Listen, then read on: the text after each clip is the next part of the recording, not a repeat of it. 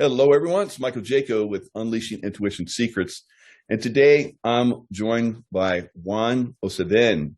And we're going to talk about, events that are happening right now.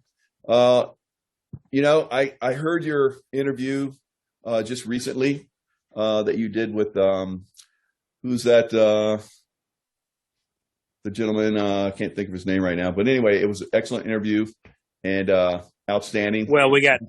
I think I did two in the last week with Prim and Jen, and then also with the Whiteds, and Sean Stone. I did one with Sean Stone. That's the one I was. There you go. Sure. Yeah. You have a better memory than I do. Good. So, well, it's been a very hectic last week or so, and so I think that's the only three I was able to squeeze in, and I've got a couple others that were promised that I would spend a few minutes with, and including you. And of course, I had to push yours back too, so I apologize on that. But oh yeah, no problem. We're always happy to have you on whenever we get you. So, he brought up a lot of good points about the things that are being revealed right now, and I can validate that. Have never been seen before. I have known them on my level for decades, actually.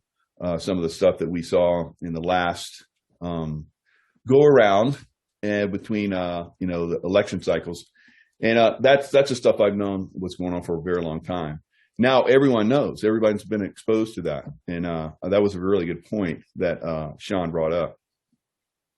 Well, let me just say this: there's mischief that's been done in the way that our country is administrated. There have been secret handshake deals that resulted in all sorts of changes in legislation that changed the way our money supply, our money was administered and distributed, the way that so many of the interactions between the government and the people. The Constitution is the contract between the American people and the government. And what's been getting lost more and more every day is that the government works for the American people, not the other way around. And this attitude that we're almost in some kind of a fascist communistic system where we're the servants of the government, or more precisely, the servants of the people who hold the reins of power, the control mechanism of government, that we're somehow subservient to them. And that's what has to be corrected, righted.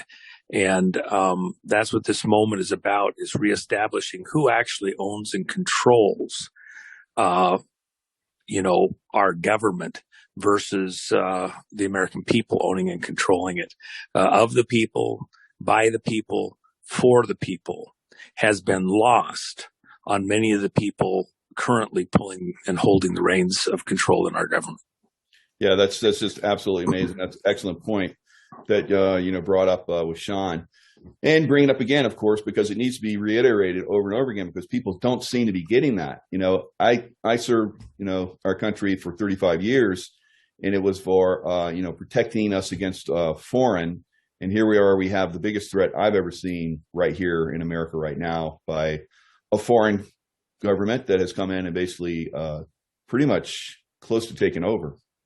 Well, let me put it this way: the scam within the vote system, that was a group of NATO countries, primarily, that were the hub around which this Dominion fraud occurred.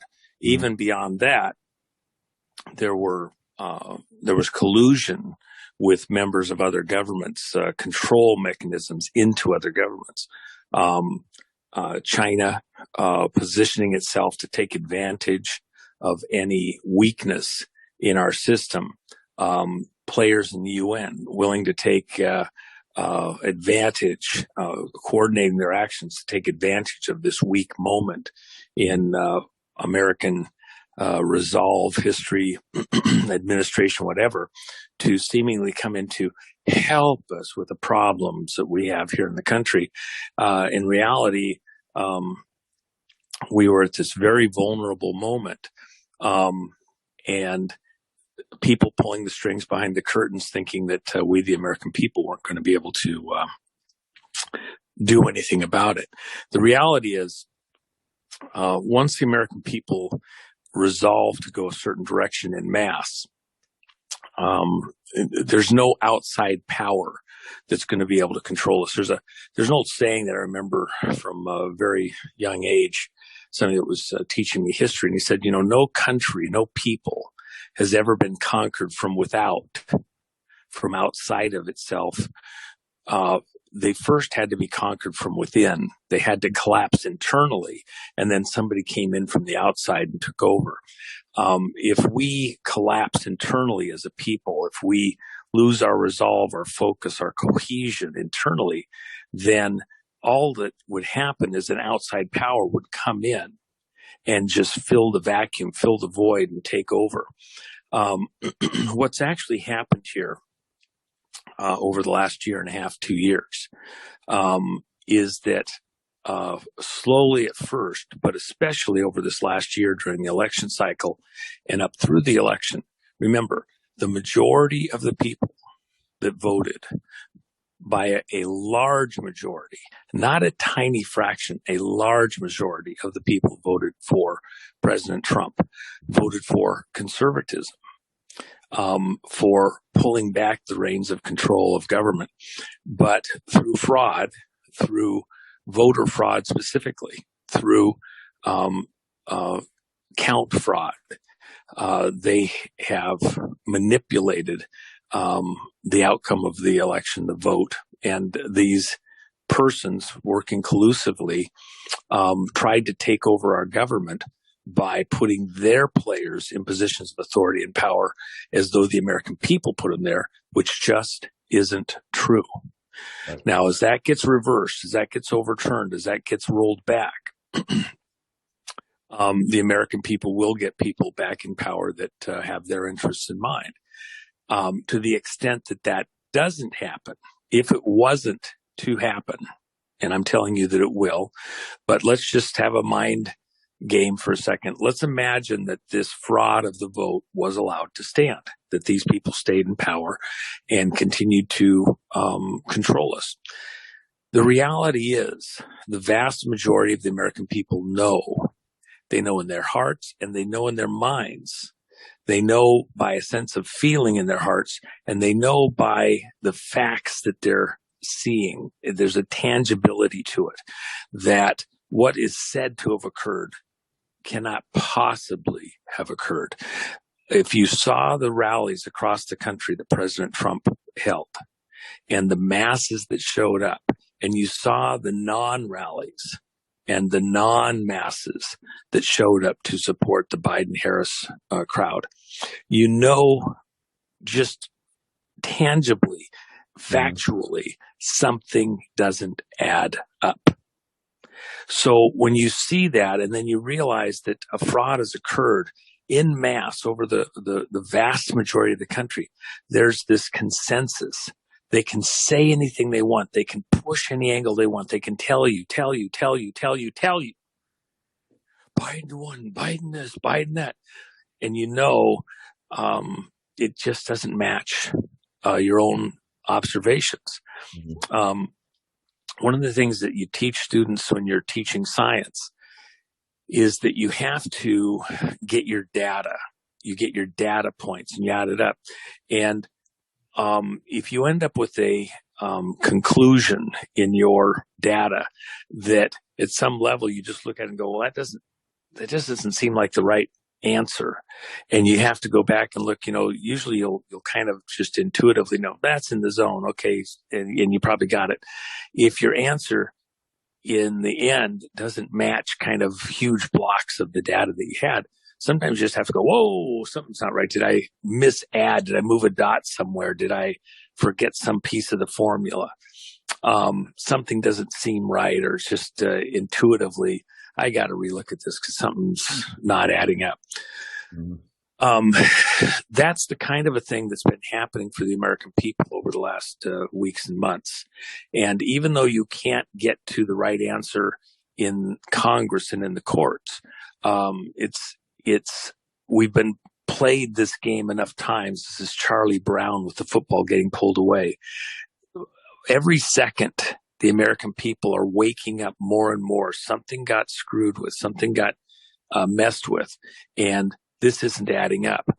And when the mass of the American people move this way or that way or make a decision, there's not enough government. There's not enough police in the government. There's not enough military even to stop the American people from going where they've decided they're going to go in mass. Now, you can try to stop the momentum, but once it gets going, it's like a stampede. Mm-hmm. It's a tsunami. It's just not going to stop.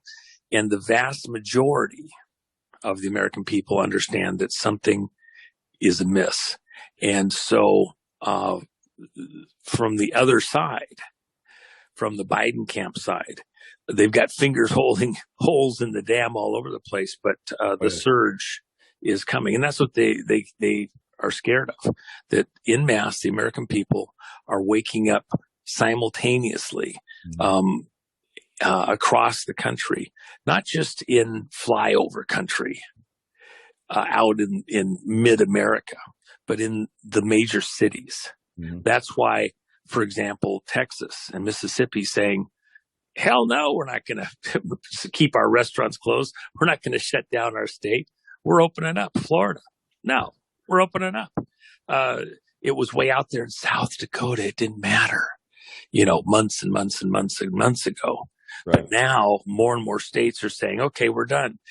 You're having governors have to back off of their confiscatory, choking positions, controlling commerce, the restaurants, the people, and they're losing their grip. It's like sand slipping out of their hands, and they can feel it. And that's an excellent point. It took almost a year, kind of a year, for that process to start to unwind as it is right now. The dominoes are falling, like we're talking about.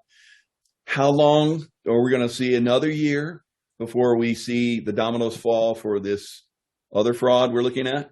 I don't think it's going to be that long. I think it's the pace is quickening.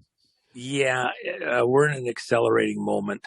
I will say this, and I mentioned this several times in some of the other interviews. I don't think I said it on yours, Jaco, but from a biblical perspective, my perception is this is a Jubilee year for America. Now, what's interesting about a Jubilee year, in this theme of a Sabbath, the seventh day of the week is the Sabbath day, and that's when you have to rest, and everybody takes a rest to strengthen up, look to God. It's intended that it's for our health and well-being that we do this, but it's God's day. It's the Sabbath day. It's to look to God. But it's not solely focused just on God. It's that when we do that, we ourselves are strengthened because we're rested in that day, that we rest from our labors. So then you go to, in the biblical equation, and you can, even other religions have a similar thing. There's a similar theme. So I'm using a biblical, we're a Christ based Christian culture on the whole here in America, but we have lots of other religious perspectives that are in there, but they all do have a common theme of a rest day. So with that in mind, then there's this biblical theme that there's also 6 years of planting and harvest and everything else. The seventh year is a rest year for the fields, for the crops. You don't plant the crops, you give them a year off. And that way you don't deplete all the nutrients in the soil, and they can replenish, and you'll keep getting good crops. And so every seventh year is a rest year. Every seventh week, in other words, 7 years of weeks, where the seventh year is a rest year. In the 49th year, or 7 times 7 weeks of years, there's what's called a Jubilee year. So you have your 49th year as a rest year, and you have a second year, which is the 50th year, which is also a rest year. So 7 times 7. So the Jubilee year is actually a 2-year rest period. Now, last year in March, we, literally around the change into spring, from winter into spring, we started this national shutdown and the masks and everything, literally going to a type of rest in business and commerce, in our work things. The country literally went to some type of almost a forced rest year.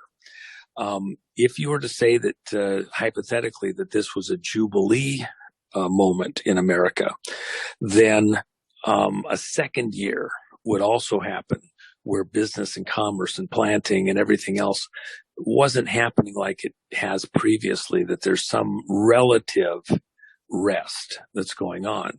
And in the Jubilee year, in the Bible, in the scriptures, from a Judeo-Christian perspective, that's when everything is restored. In the rest year, in the Jubilee year, if people had sold off, if your ancestors had sold off property that was an inheritance to your family, it was restored to the original owners in that rest year. So that, say you had parents or grandparents that sold off, essentially leased off, if you will, property that was to your particular tribe or family in a tribe, then it was restored to you in the Jubilee year. And so you didn't have to live with the consequences of a bad decision by your ancestors in your bloodline. You could still be restored those properties for you to be able to make the right decisions, do the right things, build out. Now, somebody sold a property or leased it out and got a good amount of money. Maybe they did something else with it commerce-wise, started a blacksmith shop or something, that made money with that money. And so it wasn't a bad decision, but, you had, people make decisions for all sorts of reasons. But if you got the benefit or if you didn't, those original properties were restored to the original family. So, for example, native tribes across the country, they don't sell native property. They will lease them out on long-term leases, 50 or 100 years. And then when the lease expires, the property goes back to the tribe, and any developments on the property are included usually, so that they don't lose their inheritance. They can sell the value of it for a season, but it's not lost to the family forever. And it makes a lot more sense longer term for families. So in the Jubilee year, all the properties were restored to the original families. Here in America, in reality, our birthright has been stolen, frauded away from us, given away, having to do with how we control the right to print money to foreign entities, these Federal Reserve banks, this right to taxes to death, some kind of a bankruptcy thing that's gone on with our Social Security and all sorts of other things. And we've lived with the consequences of it all of our lives, Jaco, everybody in this audience. And so is there some kind of a financial reset that's coming? Is that part of what's going on here? Remember last year, at the beginning of this whole COVID thing, after interest rates had been moved down by the Federal Reserve because commerce was in trouble, then at a certain point when it was nearly zero on, 0.25% or something, the Federal Reserve interest rate, then President Trump moved the supervisory authority, the decision-making authorities of the Federal Reserve back under direct authority of the Treasury of Mnuchin, and who himself answers directly to the president. So those actions, those operations were no longer done by the Federal Reserve Board, which, by the way, is all Jesuit. that's a whole nother story in and of itself, but you just take that to the bank. Thank you. Yeah. So within that context, that got moved back under a presidential supervision through the Treasury. That didn't flush them out completely. It just removed the teeth and fangs at some level, if you will. People talk about Nasara, Gasara, everything else out there. And that's the conversation referring to that I had over with Sean Stone the other day. Right. People thinking that just stopping and ceasing all of these financial transaction authorities, actually, you can't. This is a huge ship, an aircraft carrier of America, sailing through the waters. You don't just turn it on a dime. It's an ocean liner. So there has to be a lot of work, planning, etc., to change course and the way things work. And whatever cure has to happen to get America back on course for we the people, the cure can't be worse than the disease. And so if you just suddenly shut down banking operations and change the money and everything else overnight, it's so disruptive that you could literally kill, thousands, millions of people even. You could cause disruption out between the nations of such a magnitude across the planet that you would cause literally war and chaos that you can't even comprehend right now. So there is Rome wasn't built in a day. And it's very, it's not even sophomoric, it's juvenile to think that we can just shut it off and redo it a different way. And by the way, people are like, we're not going to have to pay mortgages anymore. We won't owe the banks anything, blah, blah, blah. Well, okay, let's think about that for a second. Let's say that there was no longer, mortgage and anything else, and we don't owe anybody. Not all contracts are to banks. And by the way, and we're going to get those rich fat cats. Okay, well, who has the mortgages? People with credit ability. So the big guys that have huge credit obligations due to mortgages for houses or bigger houses or buildings or bigger buildings or factories or whole, corporations that are listed on the New York Stock Exchange or NASDAQ or something like that. All those people with loan obligations, the more leveraged you were going into that, the more powerful you would be. The people that own real property, that actually have title deed to property, that own it free and outright and clear, would be damaged in that situation because they were servicing their loans, holding property, holding the goods all the way along. And the people that had a contract would be the ones that where they were, with these high loans, they'd be forgiven it completely. They'd have all the power. And by the way, even the stuff that goes obligation into banks and things like that, at the end of the day, that's actually just a bunch of other people. Your retirement fund, your pension, if you have one, is held through listed companies for the most part, New York Stock Exchange, NASDAQ, etc. And so if all of a sudden you flush all the banking obligations, what happens is that your pension is now worth less or worth zero potentially. So collapsing the system is not healthy. So those people that think that that's the proper option, there's a lot in play. There's a lot at stake, and people need to understand that the president just did this, president just did that, whatever.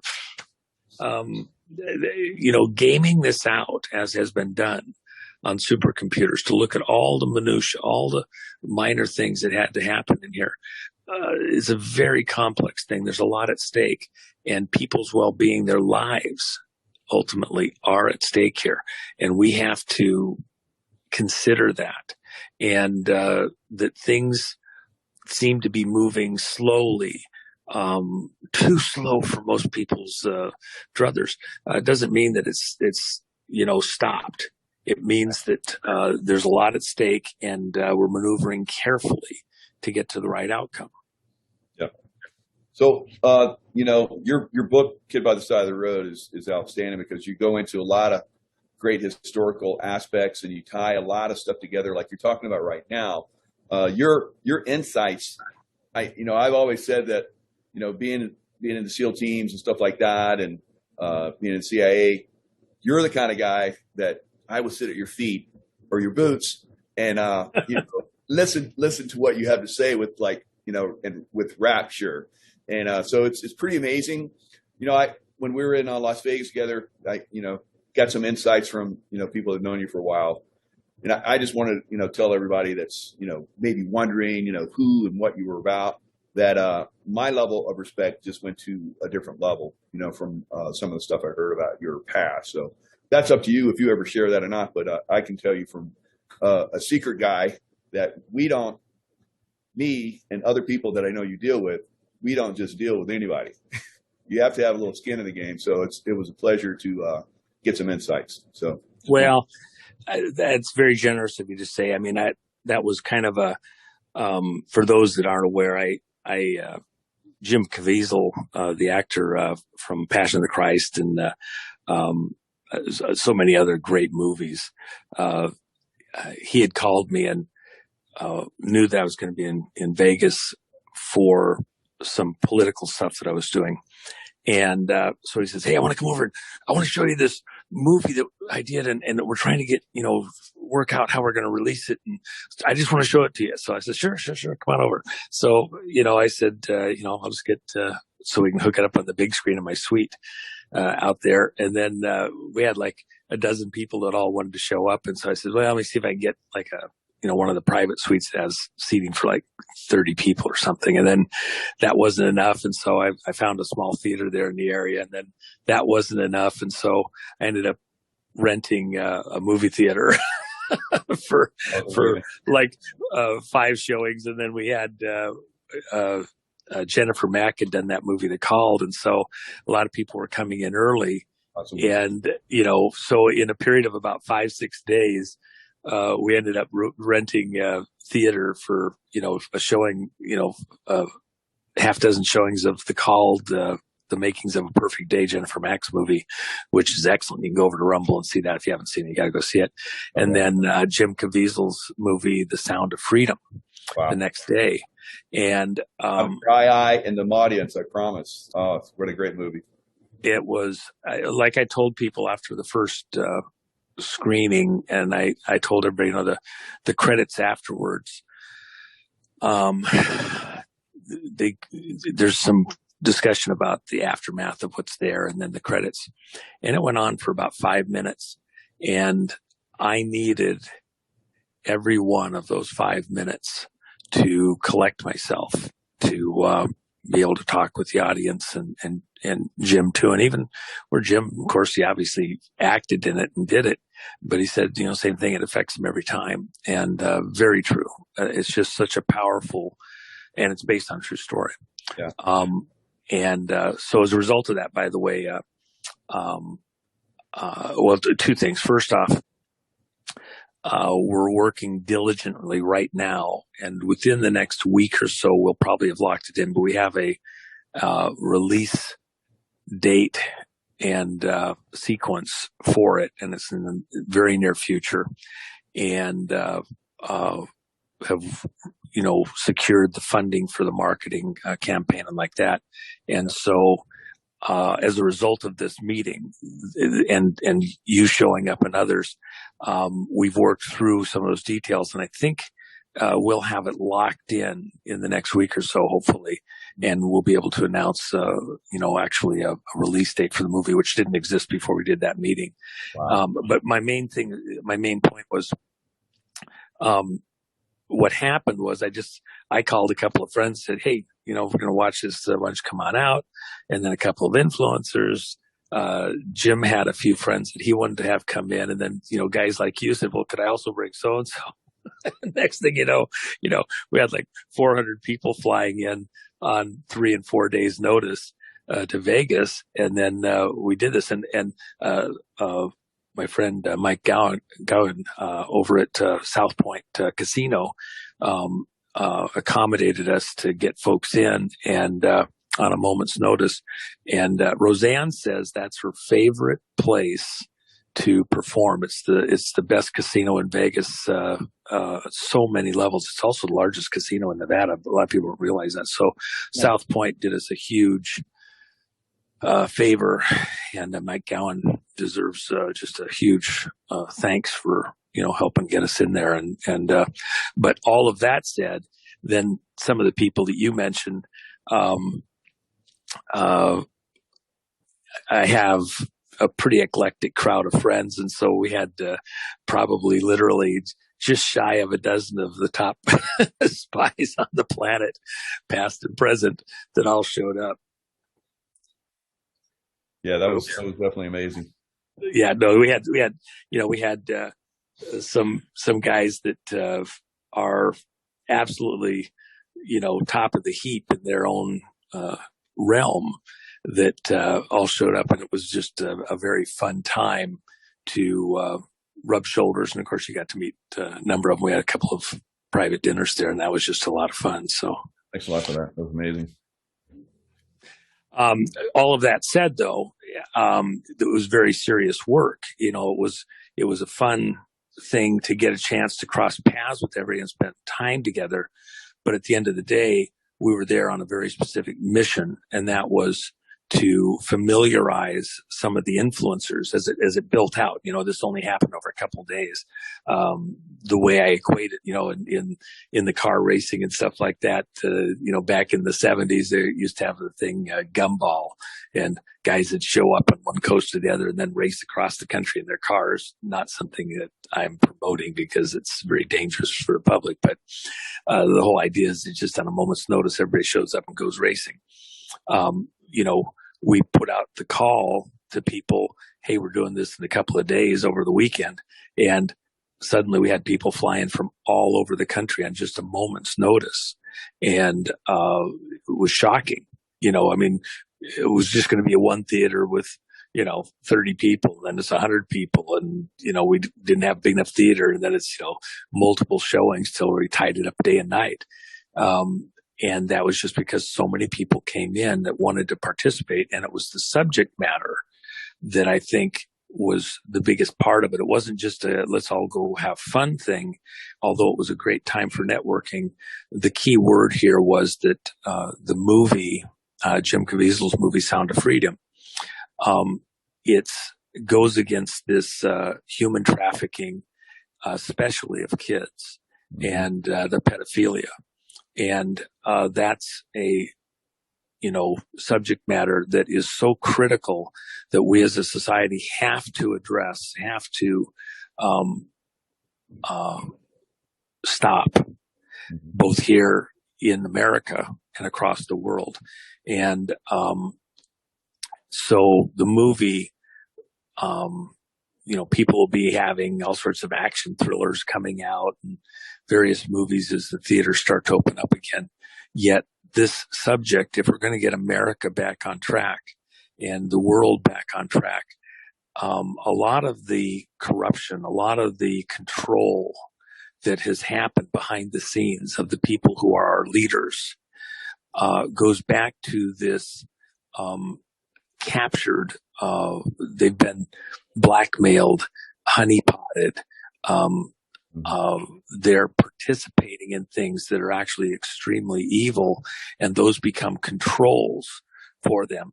And if anybody thinks that I'm overstating it, what's Epstein Island all about? What was that all about? It was about getting people under these types of controls, not just in politics, but also in science. Remember, Epstein was having all these leaders from the sciences from around the world, from these universities coming in there. He had this big interest in science. Well, and what's going on there? Even into this whole COVID thing. How many of these people that are pushing a particular angle have some dark involvement in sinister things, literally satanic or evil? And by the way, in this cancel culture moment, which you've been a victim of because they pulled your shows down that we've done, and that's why you had to go behind a paywall. in this cancel culture moment, we can't talk about this kind of stuff. Well, it's real and it's happening. So acting like we can't talk about it, well, who's worried about us not? It doesn't want us to talk about it. The people that are involved. And even within those groups, those oligarchic internet, platforms and providers, how many of them have people in the system at even high levels who are involved in this kind of chicanery, who have something to hide? Why are they so interested in canceling out this conversation? We know it's real. Epstein Island is real. All of those things that happened were real. Children were the victims. They weren't adults showing up there. There were children showing up there that were being used so that they could get people on camera and then manipulate them. And they're in positions of power and authority. The people showing up in those boats at Epstein Island weren't the janitor. Okay. They were, people in high political office, appointed, elected, the courts, all sorts of things. And they were being targeted to be invited to be there, to then be compromised, because then these people could control them. And who are these people associated? What was Epstein associated with? What was Ghislaine Maxwell associated with? Intelligence operations, right. CIA, MI6, Mossad, multiple other locations. And then this is just one of these locations. It's not just Epstein Island. So then when we come back to the movie Sound of Freedom, it may seem to be just a movie about trafficking, but at much larger levels, who's actually being targeted here? Not just the children, but the control locations, the persons in positions of control, including how they're promoted, only promoted into these positions of authority, getting the money to run in campaigns, getting appointed. You wonder why the guy that's got all the right connections, all the right history in school and all that, and he can't get promoted past a certain point, and another guy gets promoted, and you go, well, that guy, his skill sets, his knowledge, his expertise isn't near this other guy. Yeah, but behind the scenes, it's a secret handshake to promote somebody that will be controllable in the future. And that's what's going on. And it's this pedophilia, I would contend, it's my contention, has a huge part to do with it. And you go back also, look at the WikiLeaks. What is it that got people wound up back in the 2016 election cycle and pushed the vote over the top for Trump? It was the disclosures of the spirit cooking and the related issues that go into pedophilia, where the campaign manager for Hillary's campaign was involved in things. Stuff was disclosed that pulled into question whether or not there was aspects of pedophilia involved in his life, in his brother's life. And so that was a bridge too far. Then that's been pushed down, mashed down, blown off during all this interim period of time, again, with the Hunter Biden stuff. The pedophilia stuff has come out a little bit, but it hasn't come out completely. So that's out in the future here. So when we have a conversation, Jaco, related to this movie, Sound of Freedom, and the subject matter there, that is not disconnected from the current political world environment. It's directly connected to the way that the media sources are chosen and that are promoted, that we're using. Hollywood. If you want to talk about pedophilia, you got to go to Hollywood. If you want to talk about pedophilia, you got to go to what's going on with all these politicians and in the university system, who's being promoted and put in there.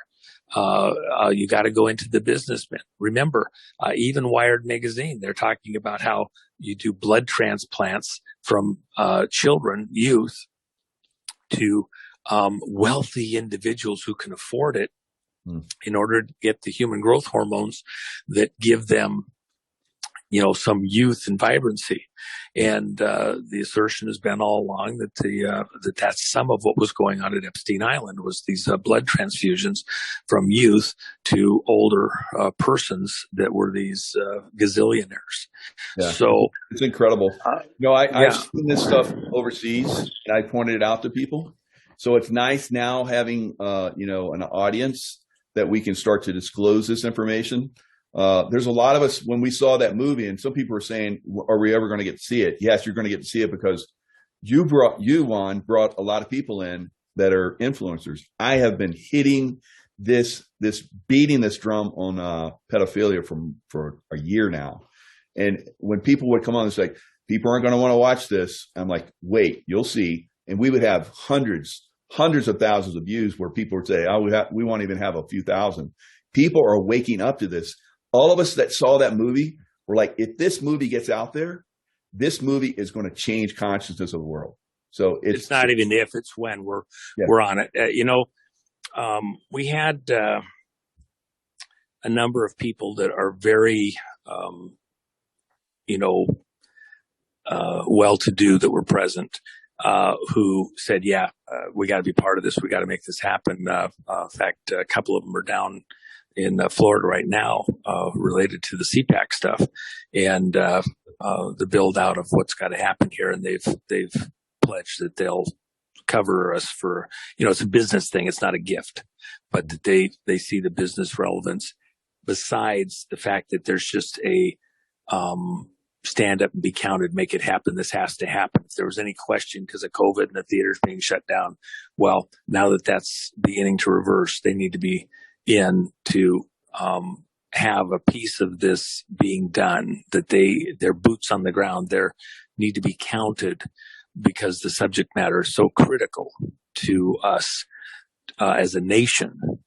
If you're going to get the country back on track, part of getting the country back on track is to attack, not just talk about, but attack this pedophilia culture, this victimization of children that has happened at so many levels here, not just in our country, but around the world, within the context of our complacency or even support.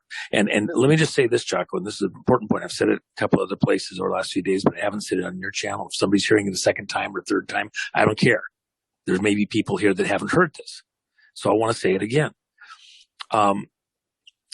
When Gaddafi took power in '67 from Idris, King Idris in Libya, the U.S. had its largest Air Force base outside of the continental U.S. on planet Earth. The largest U.S. Air Force base in the world was Wheelus Air Force Base in Libya, in Tripoli. So we had a huge American presence there, because that was where we did a lot of our overflights, SR-71 and like that, and YouTube before it, out of Libya, looking at places where the Russians were at, etc., and across Africa and stuff like that. And so this was a very important strategic base for us. When Gaddafi took control, and by the way, Gaddafi used to go over and eat at the British Officers Club and the American Officers Club at the bases all the time. He was being culled, groomed for something. There's a lot more to the story than people realize today. Oh yeah. And I know so much more about that than I've had a chance to talk about, but I will at some point in time. Excellent. But the reason I say that is that they had Slave Bazaar there in Tripoli. And one of my friends who was a very senior officer there at Wheelus Air Force Base, he said, we wanted to, they would sell these young girls that had been taken captive, kidnapped from Northern Europe, the young blonde girls, and brought down to Tripoli, and then were sold in the slave bazaar, brought down through Turkey, brought down through Italy, and brought into Tripoli. And then these girls, young girls, were being sold in the slave bazaar. And so the guys at the base wanted to try and get in there to the slave bazaar and buy some of these girls and try to get them home. And they, and it wasn't just girls, by the way, it was also boys. Oh yeah.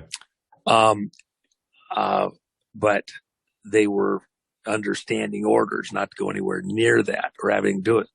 So what my friend and others did is they actually would get money to friends there in Tripoli who had people that would go in and they couldn't do it much, but they would get a child here or there that was especially young or vulnerable and then try to get them out, buy them and get them out of the country. And they could only do a little bit. It was very, very, very hard. The logistics are just almost incomprehensible. But they would have success once in a while in getting a child out. There's a Jewish saying, he who saves one life, it's as though they saved the whole world. It's a very emotional thing. Mm. You do the best you can with what you got. Yeah. And there's moments. What's it like if you just save one person from that hell? And so when Gaddafi came into power, Gaddafi closed down the slave bazaar in Tripoli. Mm-hmm. And that irritated it, went against very powerful forces. Mm-hmm. And that hated him for doing that. Out through time, Gaddafi was very generous with the people there in Libya. And I haven't gone soft. I'm not pinko. I haven't gone commie on anybody. I'm just telling you that as much as he was a problem child, there was things going on there that aren't exactly as advertised out to the public. Yeah. And so he had accumulated this vast amount of gold, about $350 billion worth of gold that he had hidden away there in Libya. Saif Gaddafi was negotiating with the Rothschilds, who'd gone hunting and stuff up in Austria and down in Australia, had been over to their residences in Greece. And had been negotiating because he wanted to, Gaddafi wanted to create a currency in Africa that was gold backed. And so he wanted to use that gold to create this gold backed currency. And Saif was doing the negotiations. And that would compete with other currencies around the world. And that was the context of what was going on behind the scenes during this time period. While at the same time, you had Syria, things going on in Syria that wanted to run this oil and gas pipeline from Saudi Arabia up to Europe. And Syria was in the way. And so there's all these nation state level things taken on behind the scenes. When we went in and provided the air cap, started this whole fight in Libya, like that he'd done all these terrible bad things, and then put the air cap in. That didn't allow any of his people to move around to protect their own stuff internally. Then it was just a matter of the clock ticking before Gaddafi fell and was killed and taken out of power. And in fact, I had one of my guys was on the plane up in Toronto, engines running for hours and hours and hours, with the delegation that was going to go down and escort Gaddafi from Africa to an island location where he was going to go into exile. And that time was used to convey his location to French troops, who then came in and pinned down that caravan, and then he was captured and killed.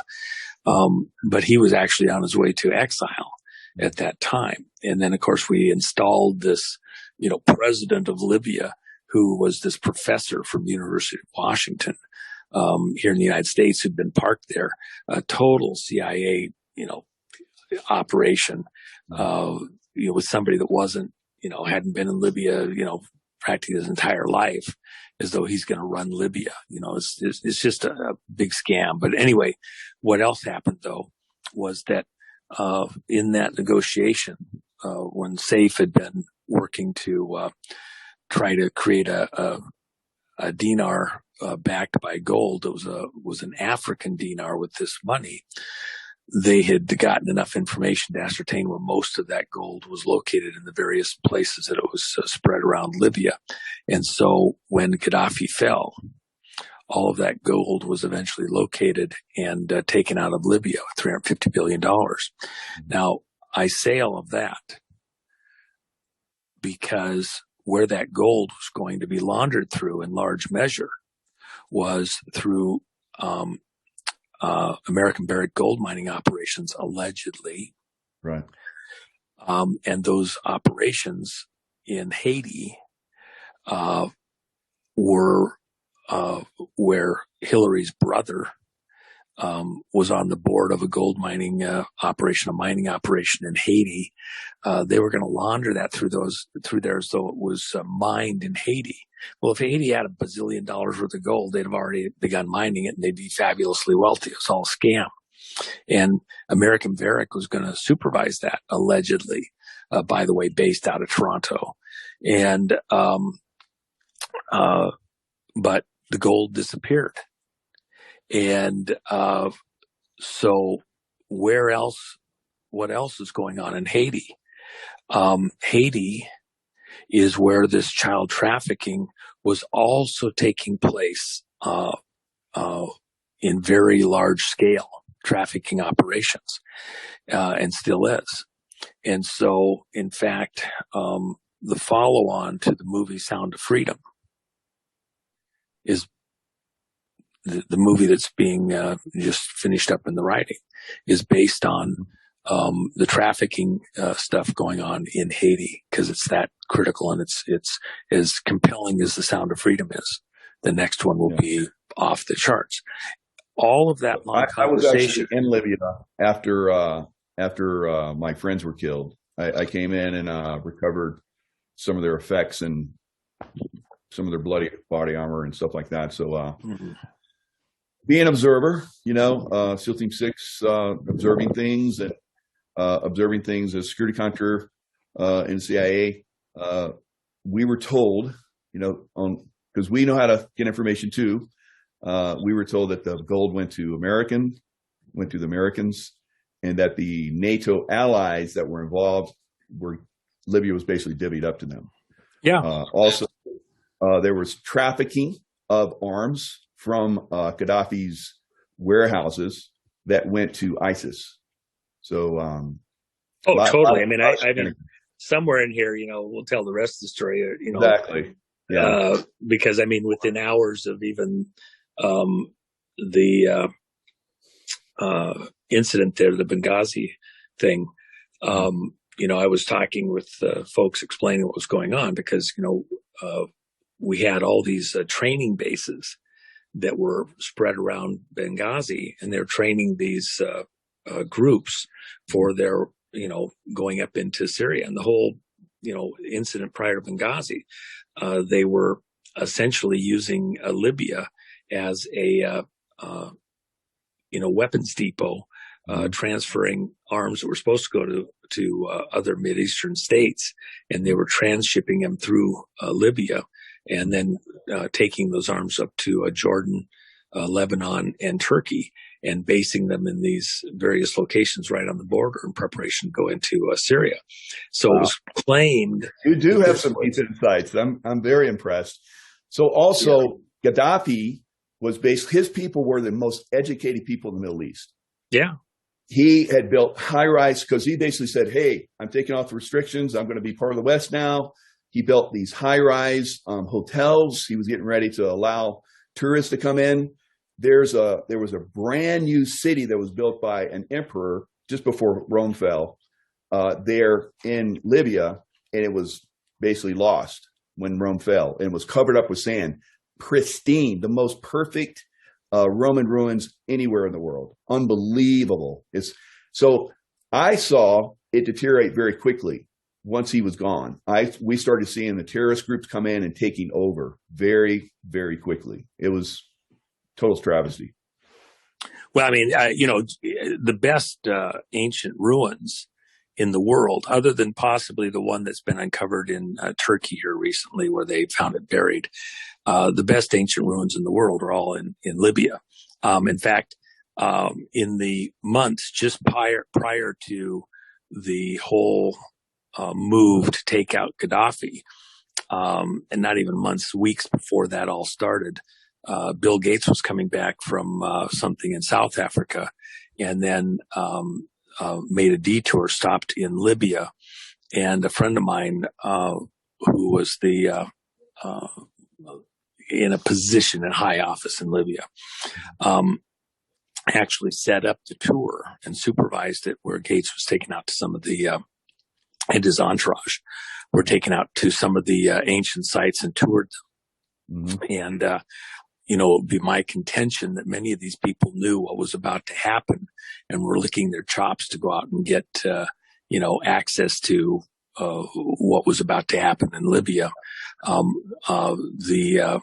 of the folks, one thing, students, they call anybody up into their mid 30s really students in Libya.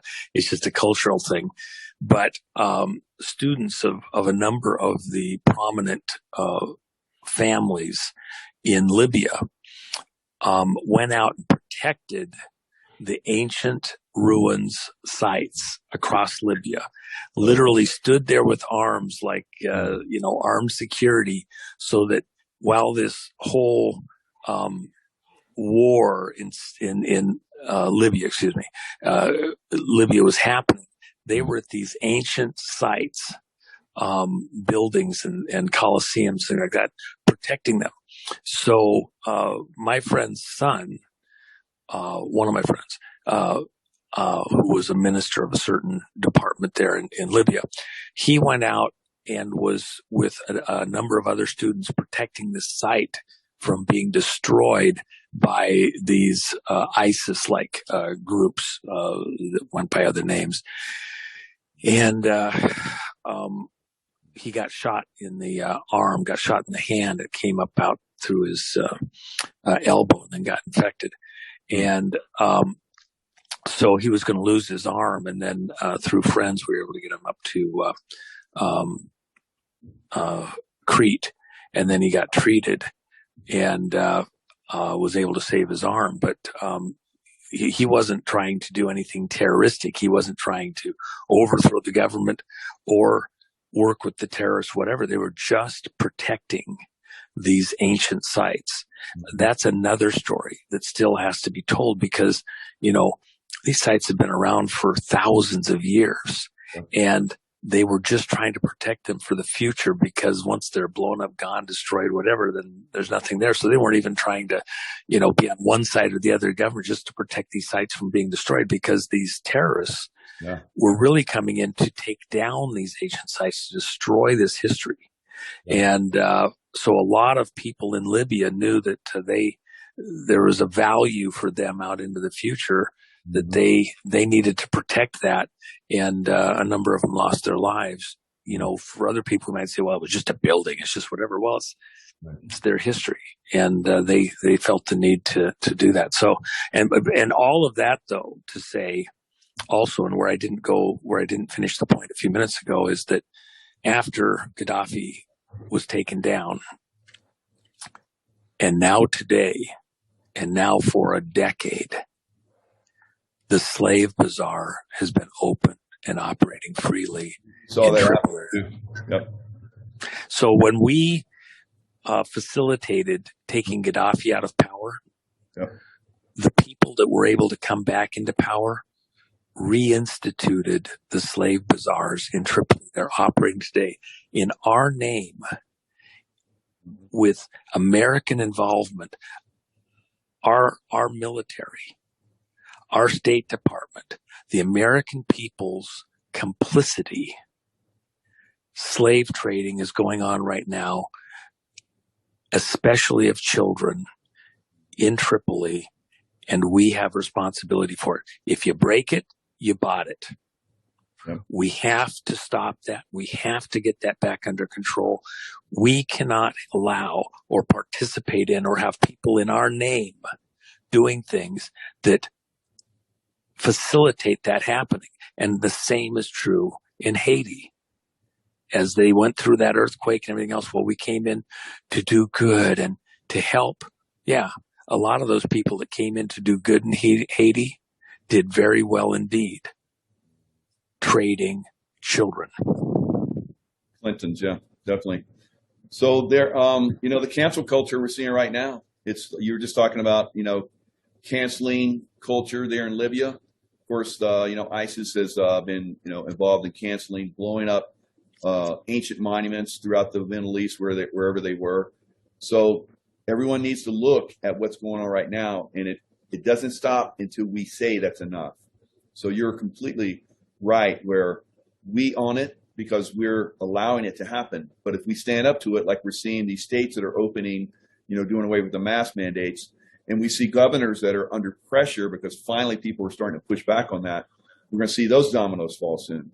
So when we see these things, the American people have so much power. And yes, the government doesn't own us. They don't tell us what to do. We tell them what to do. Well, the question is, has that gotten out of balance, and how are we going to get back in place? Because I would tell you that while the correct thing is that we tell the government what to do, something's gone awry over the last many decades, and we have to get it back under control. And if people in positions of authority in government are not protecting the legitimacy, the validity of the vote of the American people, then they are illegitimate. If there is a active operation or operations that are protecting a twisted, tricked vote, protecting people who tweak the vote for a particular outcome that favors their crowd, and it's not an honest vote of the American people. If there's vote fraud being protected, that is not in the interest of the American people. That's not fair. That's not lawful. A government that protects illegal voting is not itself a legitimate government, whether it be at the local level or the federal level. And when you cannot, people think that this stuff has been heard in the Supreme Court and found to be wanting. That's not true. It hasn't been heard at all. They keep saying that there's no standing. The states brought a matter before the Supreme Court. Okay, and then the Supreme Court said that the states didn't have standing to challenge something. We have not actually had legitimate hearings on whether or not the vote was fraudulent. We've just had hearings, court hearings, on whether or not the people bringing a challenge to the vote have, standing to even make a claim or hear the facts. And so we're still working to get to some kind of legitimate, lawful review of the facts and determination in a legal setting as to whether or not there was fraud against the American people on the vote, either at the local or the national level. Those are still working their way through the courts. This isn't done yet. And then on the congressional side, they're going to leave standing laws that are protecting illegal voting. Systems that don't count the vote rightfully, that trick the vote, that flip the vote. Nah. If Congress and the courts are not protecting the American people, then who is going to protect it? And what you're really seeing right now is that Mao said all power emanates from the barrel of a gun. It's not something that we like to talk about. It's not comfortable, nice talk. But the reality is that's a very true statement. In the American system, it's just the same. When people violate the law, does the police officer show up without a gun? No, he's got the gun on his hip. And if you're Al Capone and you show up with a machine gun, well, we got federal officers show up with machine guns and bigger. We're going to exercise power against those that, are trying to steal from us. If you're a really good bank robber and you get out of the bank and you get in the getaway car and you get around the corner, we don't say, darn, you're off bank property. Okay, whatever you got, I guess you get to keep it. Bullshit. We chase you down. We'll run you down. We'll corner you and we'll take you into custody. One way or another, we're going to, stop that. That's the American way. And to the extent that it hasn't happened doesn't mean that the law is not going to, cease to exist. It means that maybe you got some people that weren't enforcing the law, but eventually the American people are going to get this under control. They're going to get it back. And I think that's this moment that we're in. This lawlessness, this looking the other way on matters of the Constitution, this contract between the American people and its government. If people in government think that they are going to get away with acting unconstitutionally, endlessly, and they're going to pull the wool over the American people's eyes, I say that day is quickly passing now, and that this is a Jubilee year, and we're about to enter into the second year of a Jubilee year, and that's when everything is restored. Another year of rest and commerce, and maybe not as productive as we normally are, but that's because we're still addressing getting our country back, getting back on track, stopping all of the mischief and the wrong that's been going on in the country for a very long time, and that this fallow season is a turning to God moment, a recounting what's important, returning it to the original ownership, and a reset for us as a people. First, for us internally, get America back on track, get America going the way it's supposed to go, that it was designed to go, and then going and helping the rest of the world, getting our house in order first, and then going out into the world, not to be our brother's keeper, to enslave our brother and sister around the world, but to be our brother's brother. And that's the mission for America. And along the way we do that is business of America's business, reindustrializing America, stopping all these chokeholds that we have on commerce and industry. So we have a basket to minister out of, to do things with, not an empty basket, not a bag full of holes. We're going to get our house in order, and then we're going to have the wherewithal to go out and help others around the world to do likewise, and to stop this spirit of lawlessness and these evil people, these Satanists really, that have gotten the reins of control across the world. If you go into the Bible, into the Old Testament, the people in the Canaan land, these children of Cain, that the children of Abraham, Isaac, and Jacob went in to take out of power. The thing that was so evil about those people, they were Baal and Moloch worshipers. And these Baal and Moloch worshipers, one of their practices in order to have a great gain, to have a full harvest, was that they made their children to pass through the fire. That's a very Sunday school Bible teacher way of saying they roasted their children alive as offerings to Satan. They sacrificed their children in order to have a rich harvest, to get gain. That's the horror that was there.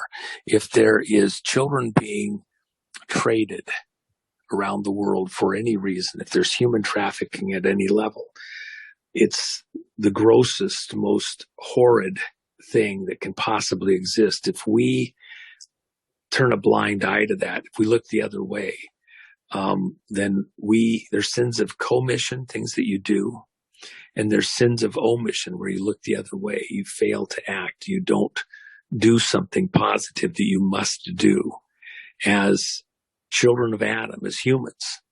When we know that this is going on, we can't look the other way. And that we have had some complicity, sins of omission, by allowing people to get into power and hold power, who have these tendencies, who are involved in these types of activities. We as a people must come against it, both in America and around the world. And so, again, I say that you want God to bless America. What part? What part can God have any part of in blessing America if we're allowing these evils to take place around us and we're not doing anything to stop it? It is that simple. People can say, well, he's just getting further and further off base. Well, am I? You want God to bless America? You want to have rich harvest? You want to have goods and protection and safety from enemies or whatever? Really? Well, if you can't protect the innocent, if you can't protect the defenseless in your midst around you, why would you, if you're not going to protect them, why would you think God has to protect you? It's a two-way street. You do what you're supposed to do as a human with the knowledge you have, and God blesses you because of it, and because you're honoring that. And I'm telling you that there's evil going on here in America and around the world, and we have complicity in it. We have to put an end to it. And we have to stop it. And that's what WikiLeaks showed you and taught you. If you look the other way, you act like it didn't happen, that stuff isn't true, then you're part of the problem. Mm-hmm. And that's what's been going on during all of these intervening years. And if you think nothing's happening right now, then you're not paying attention. Hello? What's Joe really doing? What's he got control of? Who's blocking him? The courts aren't blocking him or the crowd around him. Congress isn't blocking him or the crowd around him.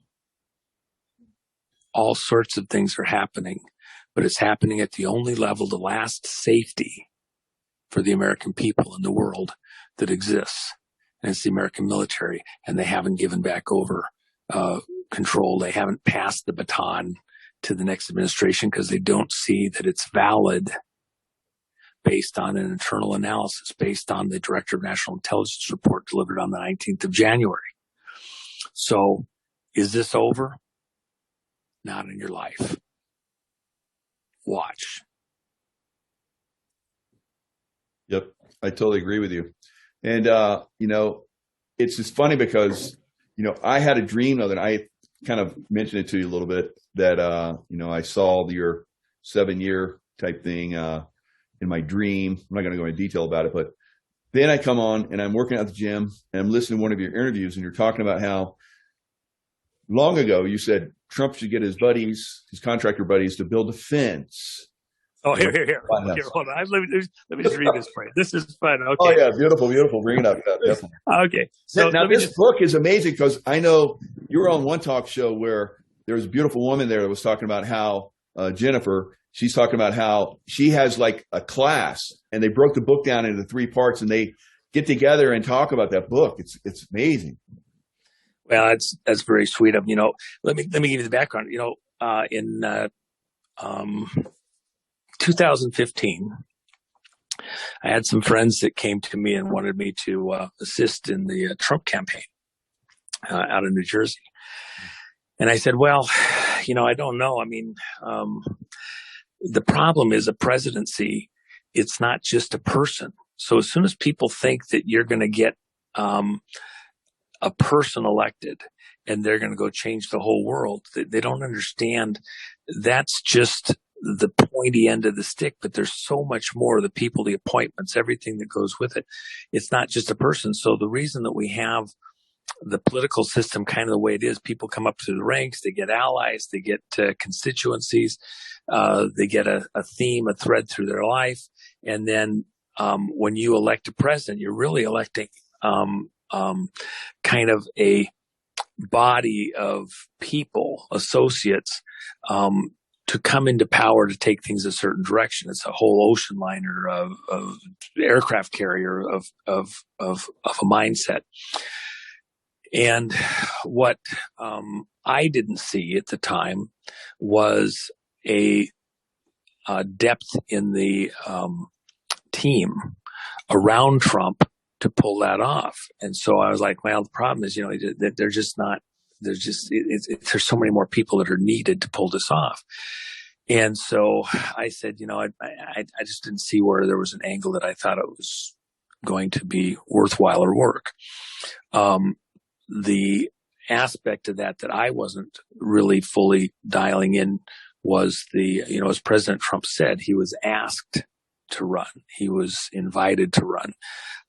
There has been a military intelligence side of this operation trying to recapture America that's been there for decades. And so as he has been in power, that has emerged. But the weakness that I identified to begin with was these appointments around President Trump. That's, getting people that actually understood a Trump-centric policy perspective of, how Trump views the way things should work in the world and in America based on his understanding of the system, the machine, whatever. And so a lot of people came in, took offices, and then they wanted to do it just like the old way. They didn't want to do it the way that Trump was trying to re-engineer things. Same thing happened with Reagan, because you couldn't get people that would operate or think in the way that the leader had in mind. They just go off, they get in office, and they just go do the same thing that's been happening all along. It's because of this deep state mentality. These players don't care who's elected; they're going their way because they have their own interests. They're who they are. So what I said back in 2015, and I said it first, I think, on John Wells' show, and I've said it many times since. And then I said it in the book here in an interview that I did that this chapter is taken from. That, let me just read it. This is from page 49. We have a long road ahead, and I don't think Washington, D.C. can really be cleaned up. It can't be fixed because it's already fixed. It's as fixed as a rigged game. My advice to President Trump, that has a pleasant and reverent ring to it, by the way. But, this was from an interview that was done years after President Trump took office. But I said this pretty much exactly the same way back in 2015.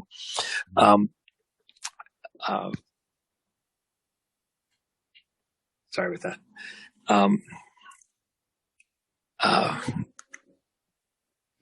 President Trump should hire all his contractor buddies and have them get together as much fencing materials and heavy equipment as they can possibly muster.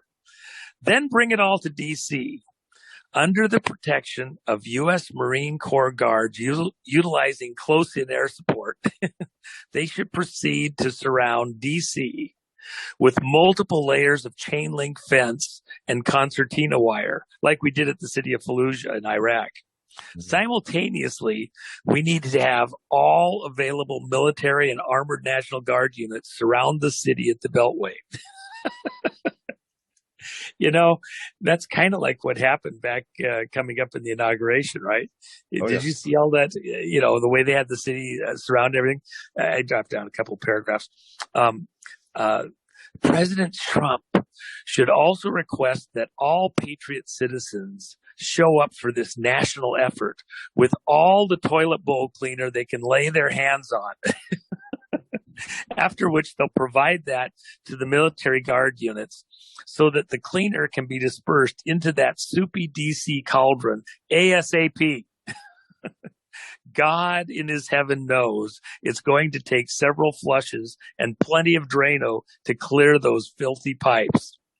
Wow. All the while, the citizen soldiers will be keeping a sharp eye out for any of the blue-dyed toilet water and swamp creatures that might be attempting an escape through tunnels coming out at strange places, some even hundreds of miles away. By now, many of you know about the underground tunnels, including the DUMBs, deep underground military bases.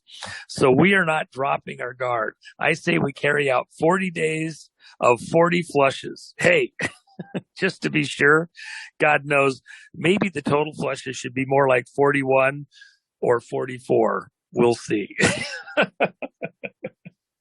Wow. So, the city was surrounded with this fencing and concertina wire and barricades and everything else coming up on the inauguration back in January 20th, and it stayed there for quite a long time. We're not through all of that. This isn't done yet. There was a request made, I think, yesterday that from Congress that the Guard troops remain stationed here in Washington, D.C. For many more months, essentially perpetually at this point in time. What you see going on and the way it's portrayed in the media isn't exactly the whole story. That would be my contention to everybody in the audience. Nice. And, for me, I've been part of military operations, for 35 plus years, combat zones and so forth. And it has a lot of the same feel, I'll just put it that way, of events that are going on. So I know a lot of people get frustrated, time frames come and go that everybody was counting on. Like today, people were like, there was going to be something happen today. You can't get wrapped up in a day. Can't get wrapped up in things like that, because in a military operation things change on a dime. Talk about that. Well, and actually, and what we're referring to, there was money that was set aside December 10th that was paid on a contract in advance for the barricades and fencing to be in place for a March 4th, and it was specified as an inaugural event. Nothing more than that. It just says inaugural event from March 4th through the 6th. That's it. Now I can tell you, I'm here in DC right now, and the fencing and barricades for the most part appear to be all down in most places. I haven't had a chance to venture out too much since I got in, but could that change? It might. In military operations, you feign certain things. You do things that can throw your enemy off. They troll us, we troll them. World War II, for all the world, Hitler knew we were going to land at Calais, and he didn't take action in time at Normandy.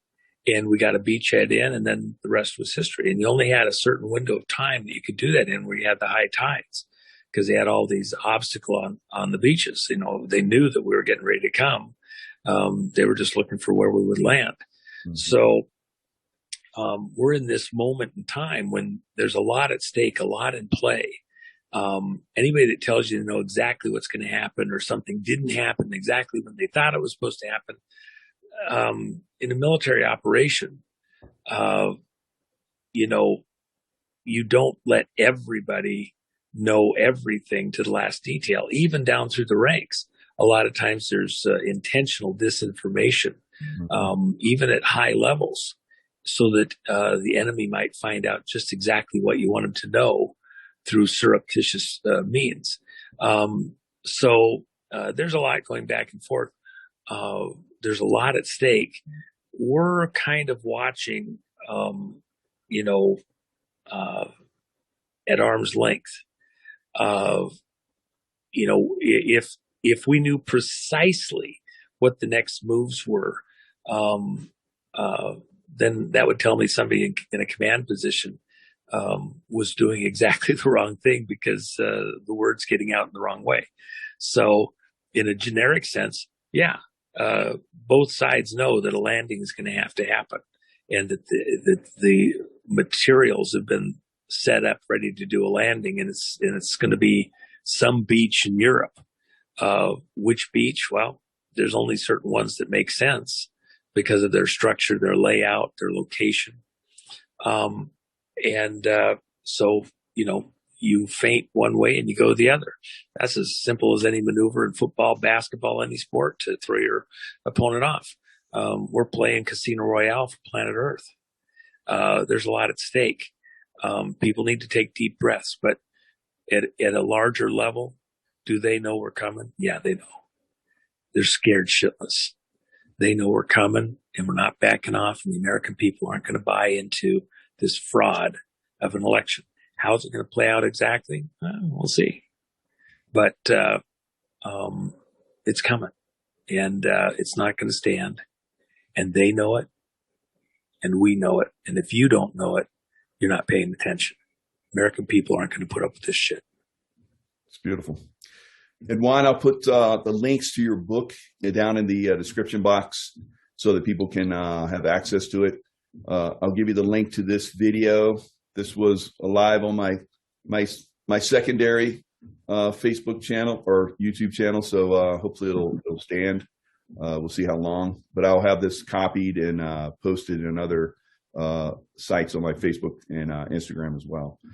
So well, and by the way, Jaco, we have been talking about for a little bit, but we're making huge leaps and bounds over at 107daily.com.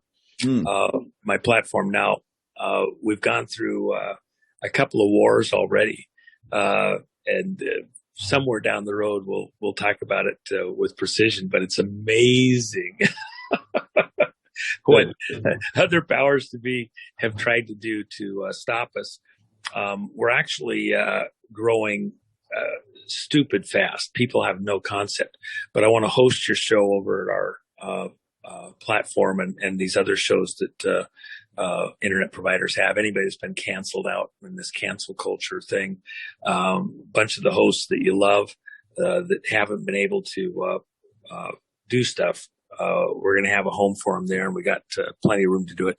It's amazing from a technology standpoint, what we have, what's coming online. We won't have anybody between us and the backbone of the internet. And so we're in great shape. What you see in the next several weeks, next 45 days is going to be stunning. And I'm looking forward to that because we're not going to be canceled out, and they're not going to have a position to cancel us out. And we're building for something that's huge. So, I'm not saying take and don't post your show other places, but we're going to have it over at ours, and you're not going to get canceled out. And the same with a lot of these other hosts that you love. We're going to have a conversation. We're going to have First Amendment rights, and we're not going to be shut off by a bunch of pieces of shit assholes who think they know what we should and shouldn't be able to talk about. We're Americans. We're going to have the conversation, and they're not going to shut us up. So there you go, bro. All right. And by the way, by the way, in case anybody wonders, we still got this. We're fine. We're going to make it through this. It's the other guys that are sweating bullets that, are really literally sweating blood right even now. That sinking ship already. Yep. We got this. It's going to be fun. Keep your powder dry. Take some deep breaths. Mm-hmm. Enjoy the show. All right.